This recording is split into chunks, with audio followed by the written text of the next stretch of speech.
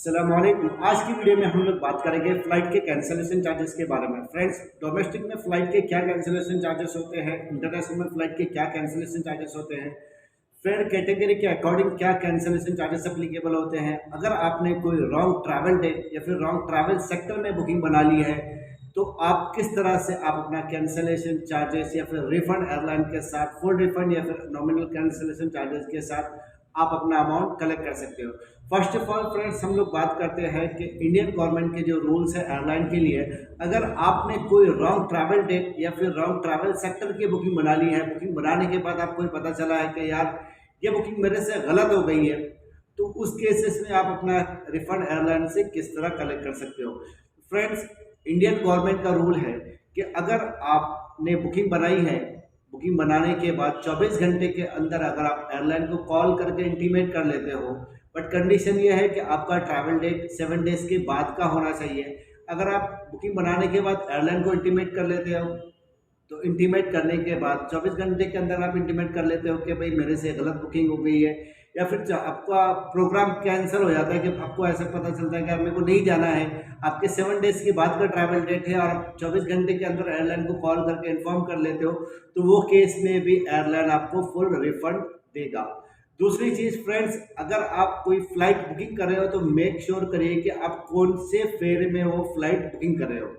मतलब फेयर की कैटेगरी होती है, जैसे कि होता है retail fare, SME fare, corporate fare और फ्लेक्सी फेयर।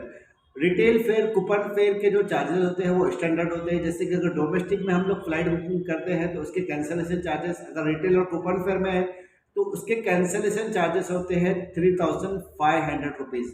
फ्रेंड्स, इन सारी चीज़ों को डिटेल में जानने के लिए मैं आपको ले चलता हूँ मेरे स्क्रीन के ऊपर, जहाँ पर मैं आपको बहुत अच्छे से बता पाऊंगा कि आपको रिटेल, कॉर्पोरेट और एसएमई और फ्लेक्सी फेयर में क्या क्या डिफरेंस देखने को मिलता है। तो फ्रेंड्स, मैं आपको ले चलता हूँ मेरे स्क्रीन के ऊपर। जैसे कि फ्रेंड्स, मैंने मेरे स्क्रीन के ऊपर एक फ़्लाइट सर्च की है मुंबई से दुबई के लिए। ट्रैवल डेट मैंने सर्च किया है 16 दिसंबर 2022। ठीक है फ्रेंड्स, इसमें जैसे कि फेयर कैटेगरी है, यहाँ पर है रिटेल फेयर है।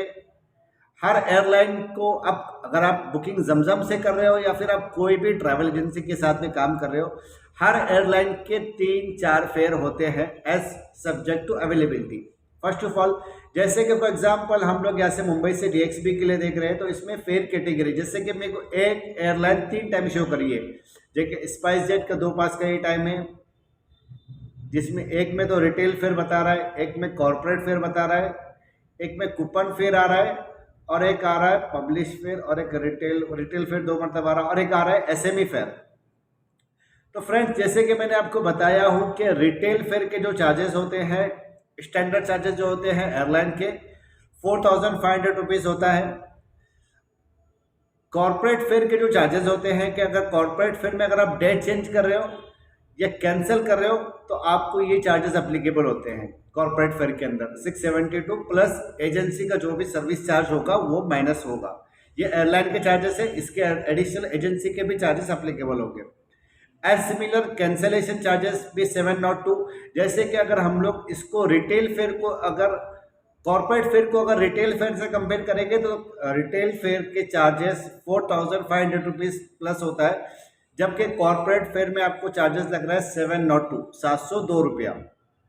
एज सिमिलर अगर ये कूपन फेयर में भी हम लोग देखते हैं, कूपन फेयर में आपको जैसे लग रहा है कि 4610 डेट चेंज के लिए और कैंसिलेशन चार्जेस 5427, ये कूपन फेयर के चार्जेस होते हैं।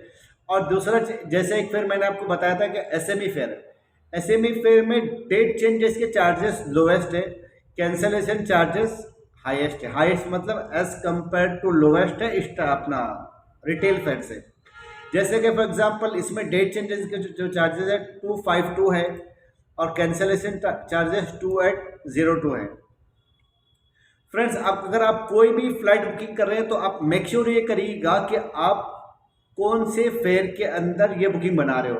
दूसरी चीज़, जैसे कि मैंने आपको बताया हूँ कि अगर आप कोई मिस बुकिंग बना लेते हो, जैसे कि फॉर एग्जांपल मेरा बुकिंग डेट, जैसे कि मैंने आपको बताया कि यहाँ पर मेरे पास एक कंफर्मेशन भी है कि जैसे कि अगर आप डीजीसी का पॉलिसी है कि अगर आपका बुकिंग ट्रैवल टाइम 7 डेज के बाद का है और 24 घंटे के अंदर का आप एयरलाइन को कॉल करके इंटीमेट कर लेते हो कि मुझको ये फ्लाइट कैंसिल करनी है, आपका XYZ कोई भी रीज़न हो, अगर आपको ट्रैवल नहीं करना है 24 घंटे के अंदर आप जो भी एयरलाइन है उसको कॉल करके इन्फॉर्म कर लेते हो, तो उस केसेस में एयरलाइन आपको 0 कैंसिलेशन फीस चार्ज करेगा, आपको कोई कैंसिलेशन फीस चार्ज नहीं होगा फ्रेंड्स। और जमजम ट्रैवल्स पे अगर आप बुकिंग कर रहे हो तो बुकिंग में आप अपना कैंसलेशन जमजम पोर्टल से कैसे करें, उन सारी चीज़ों के बारे में मैं आपको बताता हूँ।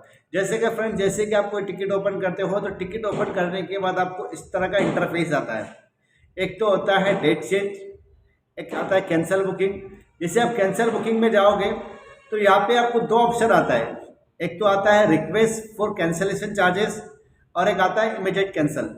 रिक्वेस्ट फॉर कैंसिलेशन चार्जेस में क्या होता है कि जैसे ही आप यहाँ पे रिक्वेस्ट फॉर कैंसिलेशन चार्जेस के लिए आप रिक्वेस्ट रेज करोगे तो हमारी बैकएंड टीम एयरलाइन के साथ में कोऑर्डिनेशन करके आपको एक चार्जेस अपडेट करेगी। 15 to 20 मिनट्स का टाइम रहता है कि आपको इसका कितना रिफंड मिलने वाला है।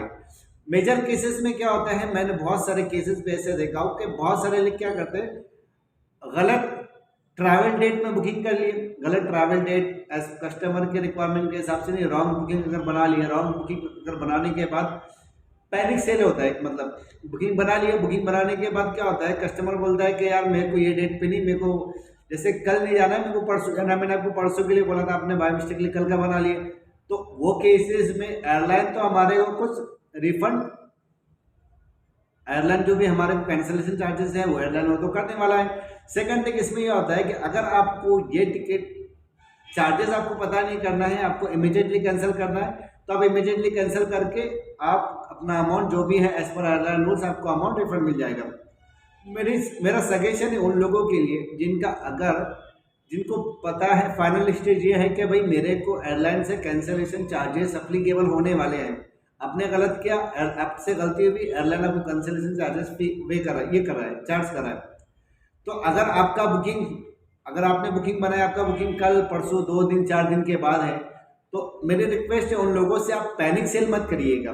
जैसे कि मैंने बहुत सारे लोगों को मैं सजेस्ट भी करता हूँ, I am getting a multiple call, बहुत सारे लोगों को मैं सजेस्ट भी करता हूँ कि अगर आपने पता है कि आपको एक फाइनल स्टेज है कि आपने गलत बुकिंग बना ली है, गलत बुकिंग बनाने की बाद आपको एयरलाइंस की तरफ से कैंसिलेशन चार्जेस अप्लीकेबल होने वाले हैं, तो आप वेट करिएगा उन मोमेंट का, क्योंकि आपको कैंसिलेशन चार्जेस तो वैसे भी लगने वाले हैं, 2 दिन के अंदर भी करोगे तब भी आपको सेम चार्जेस अप्लीकेबल होंगे, और 2 दिन बाद डिपार्चर से सेम डे डिपार्चर के या फिर 1 दिन पहले भी करोगे तब भी आपको कैंसिलेशन चार्जेस अप्लीकेबल होने वाले हैं।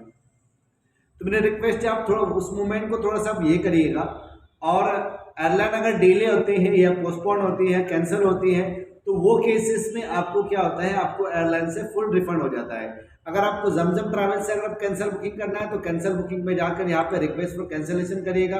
रिक्वेस्ट फॉर कैंसिलेशन करने के बाद एक 10 से 15 मिनट में आपको कैंसिलेशन चार्जेस अपडेट हो जाएंगे, तो उसके बाद आप अमेंडमेंट रिक्वेस्ट में जाकर आप अपना ये सारी चीज़ें कर सकते हो।